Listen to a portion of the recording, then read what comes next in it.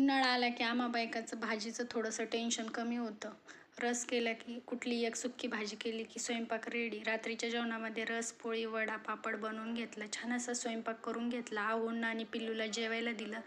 माझंही जेवण करून घर वगैरे आवरून ठेवलं. सकाळच्या डब्यामध्ये मी आहोंना मटकीची भाजी, चपाती बनवली. मी कुठलीही भाजी पटकन सकाळी कुकरलाच बनवते. छान असा डब्बा भरून घेतला. आहोंना चहा दिला, मी चहा घेतला. तोपर्यंत भाजीवाले काका आले होते. संध्याकाळच्या भाजीसाठी मी शेवगा, फुलं वगैरे घेऊन ठेवले. तर आमच्यासाठी ग्रेव्हीची बटाट्याची भाजी केली. तोपर्यंत पिल्लू उठून ब्रश आंघोळ करून रेडी झालं. पिल्लू उठलं की पहिला आंघोळ ब्रश लागतो. मी देवपूजा करून घेतली. आज होता गुरुवार, श्री स्वामी समर्थ. नंतर जेवण वगैरे आवलं. पिल्लूला पाहिजे होतं आईस्क्रीम, मग मी घरीच आईस्क्रीम बनवायला घेतलं. कस्टर्ड पावडर टाकलं, मिल्क पावडर टाकलं, बदामाचे काप टाकले आणि फ्रीजमध्ये ठेवलं. आईस्क्रीम कसं झालं उद्याच्या व्हिडिओमध्ये